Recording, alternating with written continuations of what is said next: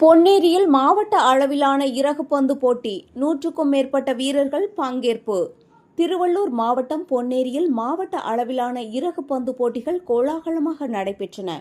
பொன்னேரி இளைஞர்கள் சார்பில் ஏற்பாடு செய்யப்பட்ட இந்த போட்டிகளில் 100க்கும் மேற்பட்ட வீரர்கள் பங்கேற்று ஆண்கள் இரட்டையர் பிரிவில் திறமையை வெளிப்படுத்தினர்.